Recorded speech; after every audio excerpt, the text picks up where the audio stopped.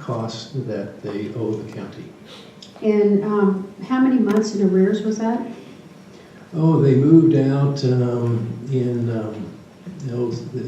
I think the last was the Mexican Fiesta baseball, so it's probably been 4 months. 4 months. And they've agreed to pay it. Have they given us a date specific?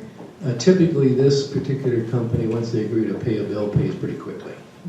Because they did, in fact, this is the group that was providing AAA baseball spring training at, not training, actually AAA baseball.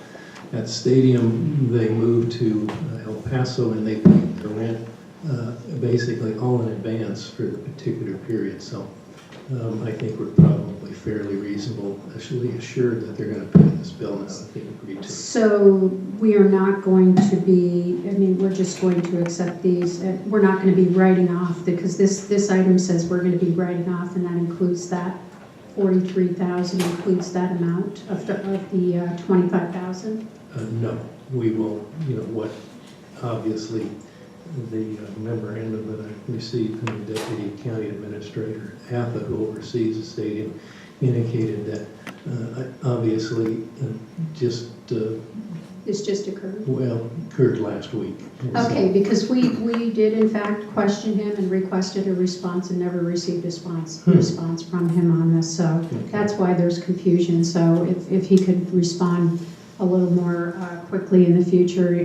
Cheryl Lamona in my office requested this information, and we didn't get a response, so that's why I have the questions today. So I appreciate your responding. And with that, I will move the item. Is there a second? Second. Motion and a second. Objections? Hearing none, motion carries. Item 9 is continued till 2/17. Item 10, fleet services. What's the pleasure of the board? Move approval. Second. Motion and a second. Objections? Hearing none, motion carries. Moving on to hearings. Franchise license permits, items 11 through 16. These are hearings. Is there anyone in the audience that wishes to address us on these items at this time? If not, with pleasure of the board. Move that we close the public hearing and approve the items. Second. Motion and a second. Objections? Hearing none, motion carries. Moving on to item 17, unfinished business, hearing deferred prosecution fund and fees. We have one speaker, Mr. Cole.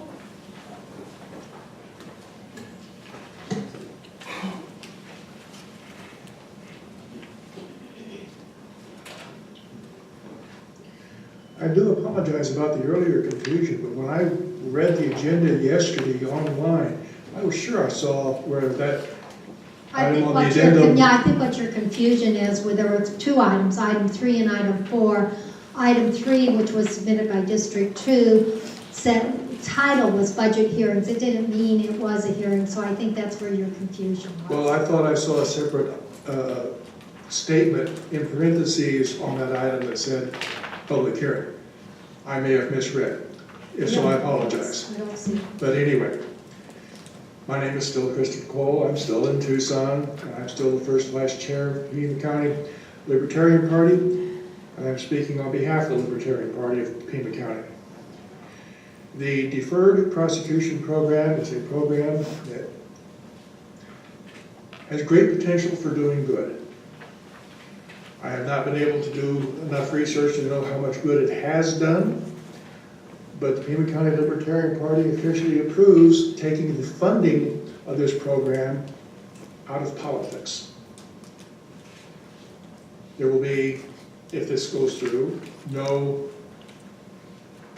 changing of the budget and funding of this program to benefit one district over another, or because one supervisor has a hissy fit about somebody else or whatever.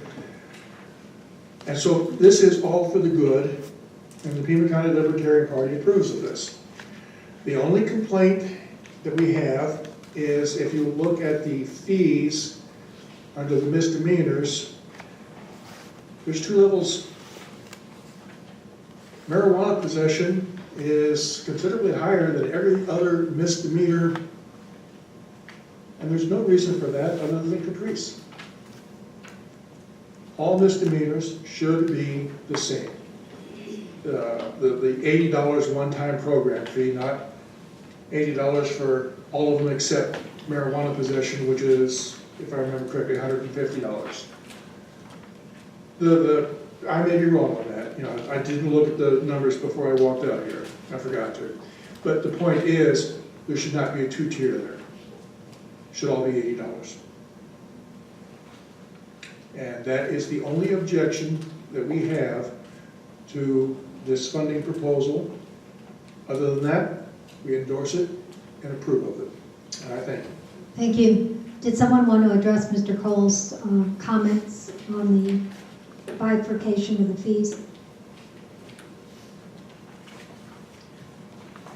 Madam Chair and members of the board, I don't know if I can defer to Tom, but I can just tell you that typically we defer to the county attorney because of the separate elected official with regard to prosecutor discretion. Mr. Weaver, did you have comments at this point? Madam Chair, I asked Tobin Rosen, Deputy County Attorney Tobin Rosen, to be present today. He's personally handled the advice on this matter. If it please the chairs. Thank you. Mr. Rowe. Madam Chair, members of the board, the fees that are attached as the exhibit to the ordinance were determined by our Budget and Finance Administrator, David Smutzer, in the office. I believe, and I don't know this firsthand, but I believe they reflect additional costs to the office in the handling of marijuana cases, because I believe there's an element of drug counseling and substance abuse counseling that is not present in the case of other misdemeanor cases. And that's I believe, the rationale for these fees, which incidentally only partially defer the costs to the office of maintaining the deferred prosecution program. Thank you. Any comments from board members? What's the pleasure of the board on hearing deferred prosecution fund and fees in ordinance 2015-2? Move approval And close the hearing. and close the hearing. Second. Motion and a second to approve. Any objections? Hearing none, motion carries. That brings us to the end of the regular agenda. We now move on to the addendum agenda. And item Board of Supervisors sitting as other boards. Stadium District Board, item 2. What's the pleasure of the board on this item? Move approval. I'll second. Any objections? Madam Chair. Supervisor Miller. I had some questions on this as I looked at the contract. First of all, it's a revenue projected $50,000. Obviously, you're not going to know up front. But there's, in the contract, there's percentages and defined in here. But the problem is there's no percentage in here that tells you how much we're going to get from these concessions, from the sales. Do we have it just is left blank. That's the question I have. Do we get a specific percentage of these sales that are done by the concessionaire FC Tucson Events? Is it a percentage basis? How much do we get back from them? Mr. Huckleberry, Mr. Ather. Yes, Madam Chair, it's a specific percentage and it varies by vendor, and perhaps Mr. Ather can provide the details. The percentage for alcohol sales can vary from 16.5% to 40%, and for food sales from 10% to 35%. It depends on the type of event and the nature of the event and whether we're collecting a surcharge for the gate and the expected attendance are the primary factors in negotiating those.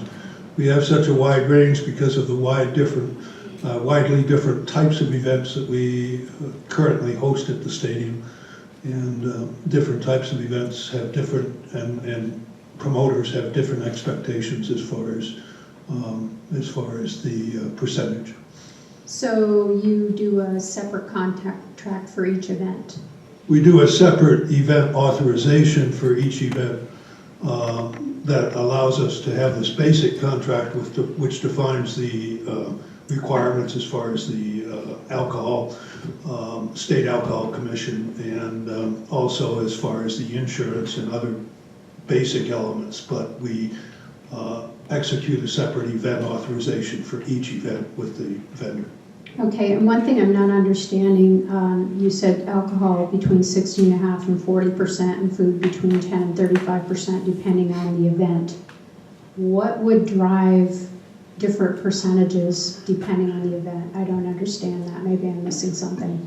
The major elements are whether we are collecting a surcharge, a gate charge during the event, and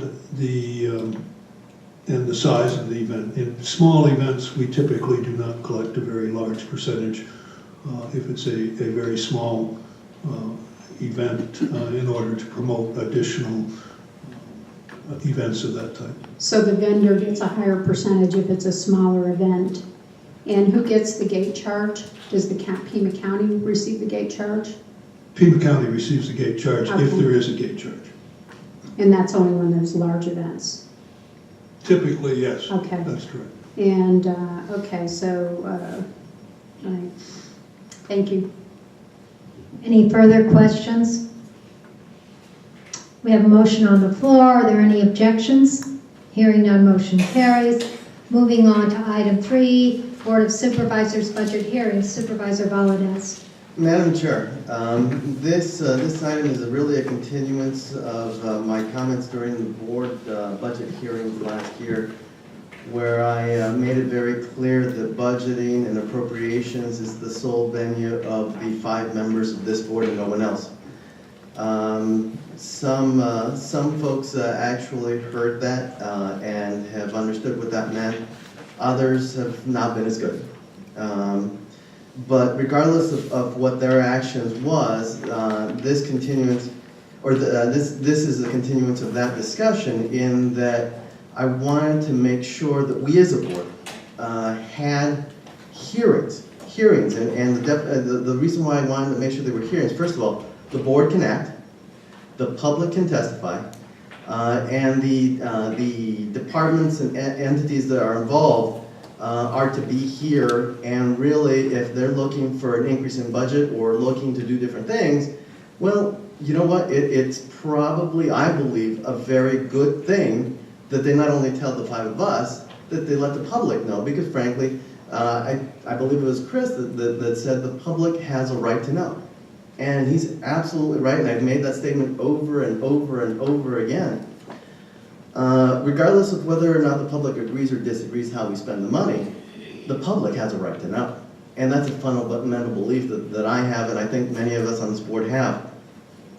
So what I have suggested is that we have these public budget hearings after the regularly scheduled board meetings, so that the public, if they wish to attend the board meetings, can attend the board meetings. And then at a time certain, at 1:30 in the afternoon, we begin these public hearings that are strictly dedicated by subject to budget, where they can hear where the proposals are to spend budget county monies, and they can talk, and the public can testify as to what their thoughts are on those issues. This board can then act, and we do it all openly, we do it all transparently, and again, we have entities and other elected officials that can come here and tell the public and tell us how they're going to spend the money. So with that, I move approval of item number 3. I'll second. Second, Supervisor Carroll. Supervisor Millen. I'd just like to add that I'm appreciative of the fact that we are finally getting to this point. We're holding budget study sessions and the hearings. Excellent thought there that gives the public the opportunity to participate and ask questions and to testify. The thing that I would add is that I would like the finance director to be here when each of those departments comes in, as you requested that they have specific notification of who's going to be here when. That I would ask the finance director to have a PowerPoint presentation like every other municipality does. I even went to an HOA this weekend and they had a 5-page PowerPoint presentation explaining all the detail on their budget for $5,000. So I would like to see, I absolutely agree, I think it's a great idea. That's why I put it on the agenda as well. And I think that the one other concern that I have is, I would ask that you would allow that amendment to your motion. And the other concern that I have is if the board meetings go beyond 1:30. What would we do if the board meeting went beyond 1:30? We would, actually, we'll Would go we just in close the recess. board meeting? We Okay. know, we in recess on the regular meeting, we go into the budget hearing, and then we would reconvene the regular board meeting after the conclusion of the budget hearing. My answer is going to be, it's discretion of the chair. Okay, Yeah, the chair has and I appreciate the chair's input. And just the last thing that I, along with that is, as you said, every department head needs to be here to answer the questions. And I really think this is a great move forward for the board to do this. I actually like your idea. When the question was, that occurred in my mind, that you want to, because obviously that's an overall big picture perspective from the finance director. And it's actually a very good idea. Were you thinking to have that be the first subject meeting? I think that would be a good start, and then for each department thereafter, as they come in, breaking it down by department, that we get that on each department. Every company I've ever worked for always did it by department. I used to work in finance in the private sector. I had to justify my budget every year, and it was far less than what some of these budgets are. So I think that was an excellent point to do it that way. Okay, yeah, I accept the, and then, I would just add, I'm not sure you always want the finance director. Some of this should probably fall upon the individual, the staff member who actually puts together the budgets. And that's not always the finance director, so. I think Ramon revised the wording or appropriate personnel. Okay, great. Okay, so we have a motion on the floor that has an amendment, and does the seconder, Mr. Supervisor Carroll, do you accept the change? Yes, I accept the amendment. I've always seconded these for public hearings on the budget. I'm delighted that Mr. Valadez put this forward. Thank you. Thank you, Supervisor Carroll. So we have a motion on the floor. Are there any objections? Hearing none, motion carries unanimously. Moving on to item 4. And I think the point Supervisor Miller, Supervisor Valadez calling it a hearing was that there would be public participation as opposed to a study session. I absolutely agree 100%, and with that, I will just withdraw item 4 to just incorporate that with it. Thank you. Okay, moving on to item 5, County Administrator, additional DUI defense attorney for the Legal Defender's Office. What's the pleasure of the board on this item? move approval? I'll second. Madam Chair? Supervisor Miller. I just had one question. It appears we have a backlog with these DUI prosecutions, and this would be for the county attorney. Is this a permanent situation, or is it just a temporary? Because hiring a permanent employee, as you know, is going to add a permanent overheads, benefits, etc., rather than just a contract. It may look good in the short term, but in the long term, it adds another employee. Do we expect DUI prosecutions this backlog to continue, or once we get it cleared up, should we just move forward? I see hiring another employee in the short term being beneficial, but in the long term, we've got another employee on the payroll that we may or may not need. Well, and I think you bring up an interesting point, because if we look at just the total overall expense on DUI, it's pretty staggering, both from a standpoint of defense and prosecution.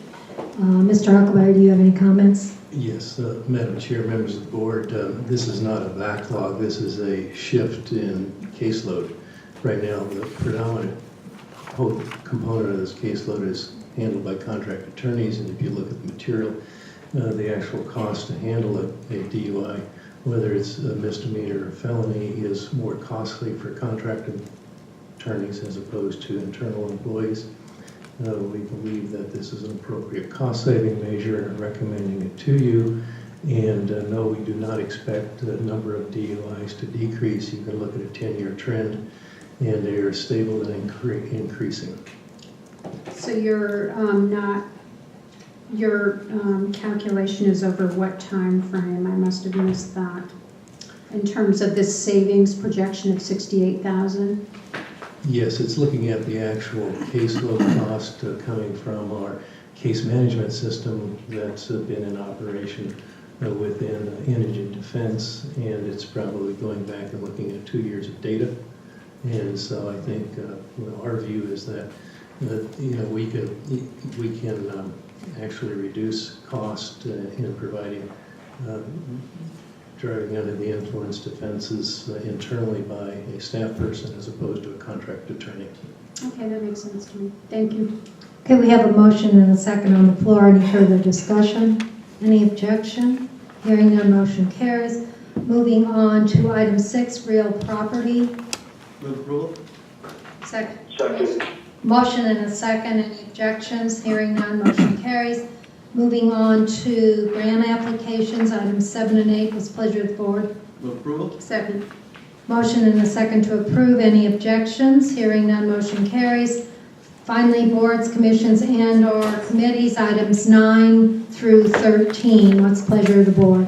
Move approval? Second. Motion and a second. Any objections? Hearing none, motion carries. That brings us to the end of today's meeting. And if there are no objections, this meeting stands adjourned.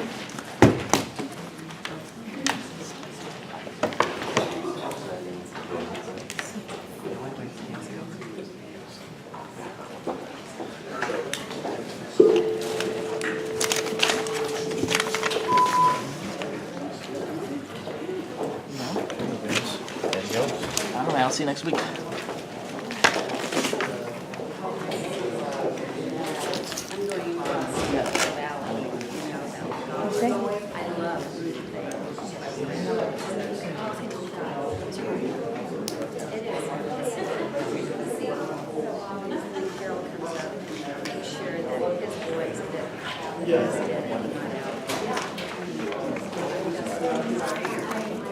Can't find it.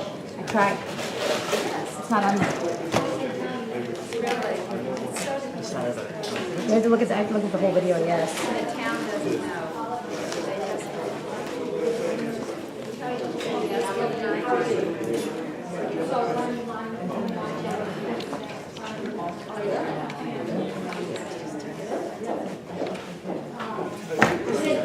Yeah, that's why it was so bad.